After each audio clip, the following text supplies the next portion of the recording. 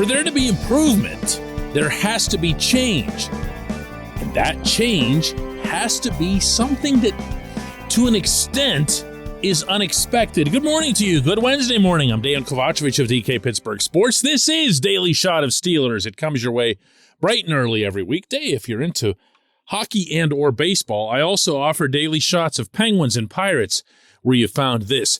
I am eager to get aboard the Calvin Austin train. I really am. I'm not there yet because, there isn't any football yet, and you can't judge anything from OTAs and minicamp. Austin is one of those classic overachievers, and you love that instantly about character, but you don't necessarily love it when it comes to potential. He's 5'8", and that might be a little bit generous. That might be him in spikes. As a college freshman at Memphis, he played at 5'4", so he's actually had a growth spurt in the interim, and he's become a legitimate NFL prospect. If he wasn't, the Steelers wouldn't have taken him in the 4th round of the recent NFL draft, but they did.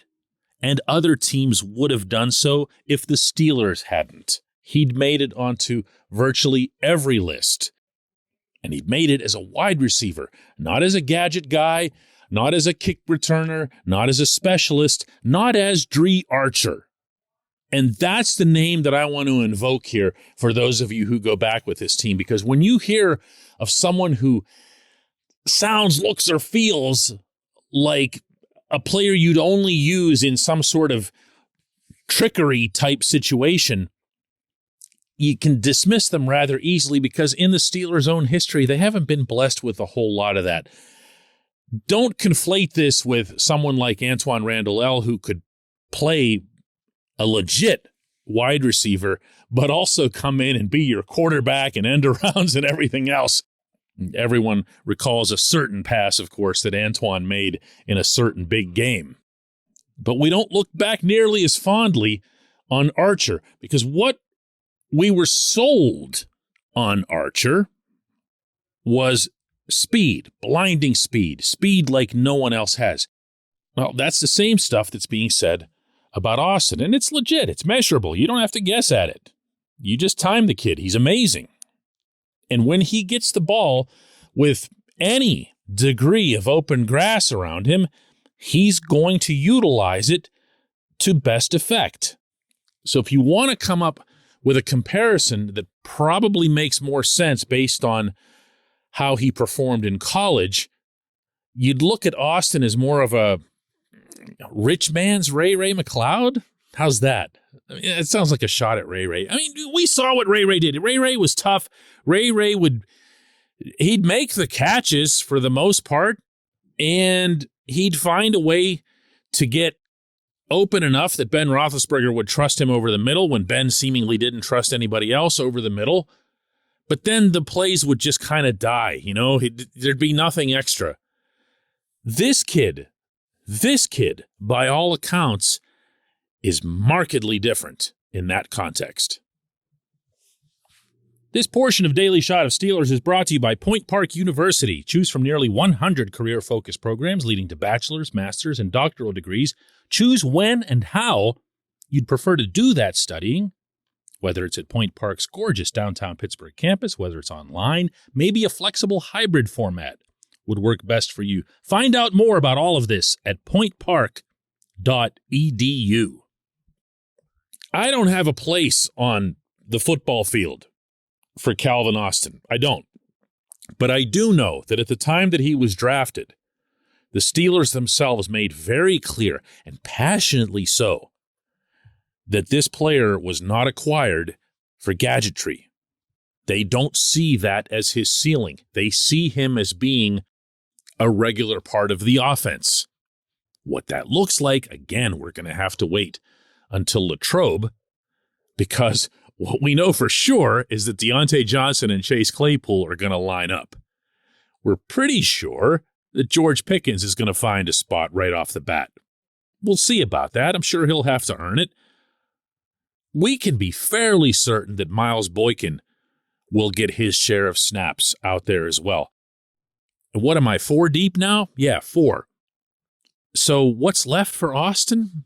I don't know. Where do you put him? Where do you even start him out at the snap?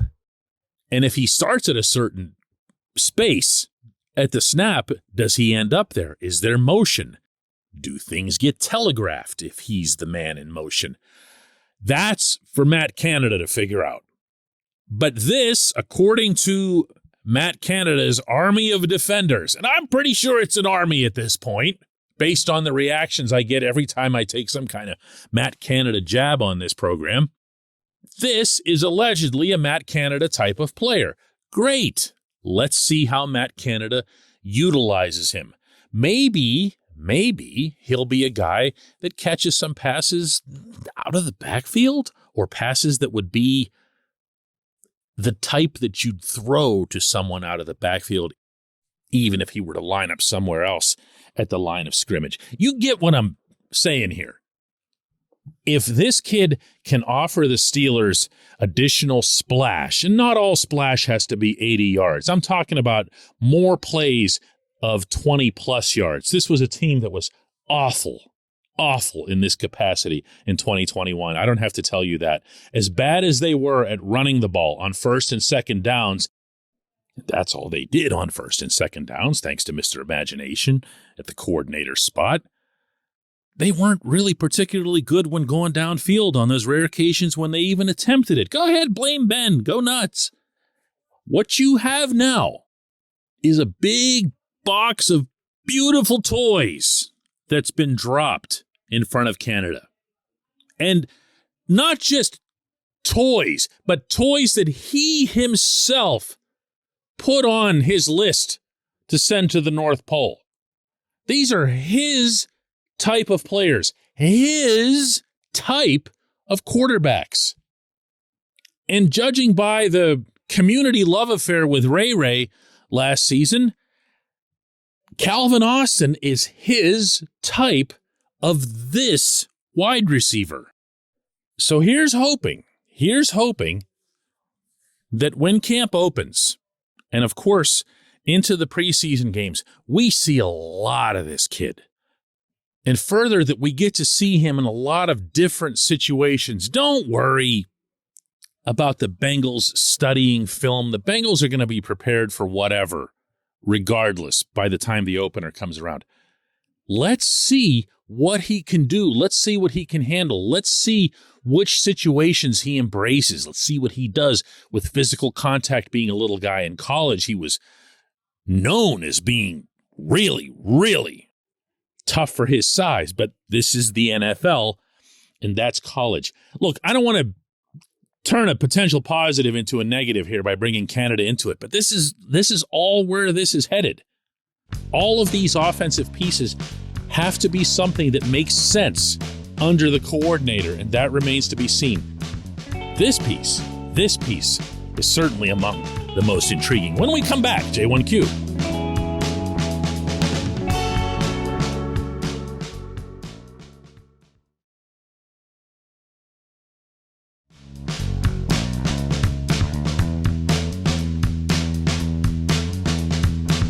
This portion of Daily Shot of Steelers is brought to you by our friends at Mike's Beer Bar. They're located directly across Federal Street from PNC Park.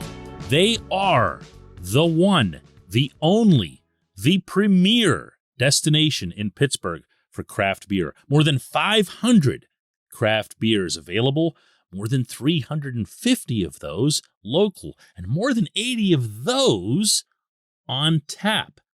Mike's can't be topped. Not for beer, not for the awesome kitchen and menu that's available, not for all the special events that are going on there. Check them out online at mikesbeerbar.com. Mike's Beer Bar, right across Federal Street from PNC Park. And today's J1Q comes from Ethan Bowl in South Dakota, who asks, hey, DK, what's your early prediction on how you see the wide receiver room shaking out? I'm less interested in the top 3 and more interested in the last 2 or 3 who make the team. I feel like there's going to have to be a high-caliber player traded or cut to make the 53-man work. I mean, you have Austin, you have Anthony Miller, you have Miles Boykin, you have Gunnar Olszewski, and about 4 others all competing for 2 to 3 spots in my eyes. And I don't know if this has more to do with the quality of play or what the team needs. I appreciate that, Ethan. That's good stuff, especially on a day when we're bringing up Austin anyway. I didn't even mention Gunnar Olszewski, and I can tell you that Olszewski was pretty prominently involved in OTAs and minicamp, not in some cast him aside kind of way. So that's probably a bit of a mistake on my part. Olszewski, for anybody who doesn't know, profiles also in the Ray mold. He's not a big dude either, to say the least. When you see him actually, until he puts his helmet on, you're wondering if he's one of the players or not. But he is someone who's been a special teams guy, so I wouldn't think of him as much from the wide receiver standpoint as I would from the returning standpoint. There's a good number of players on a 53-man who just make it for special teams. That tends to get ignored by a lot of fans, the more casual types who will just look at the depth chart and say, well, you know, here's this number of positions and here's this number of players per position. The truth is, at the end of the day, Danny Smith has a pretty big say on the very, very, very final 53-man because he has to have guys who can do certain roles on kick returns and kick coverage. That'll always be prioritized, always, always, always, over having guys sitting around waiting for someone else to get hurt. On Sundays, you need everybody other than your backup quarterback to be available to participate that day.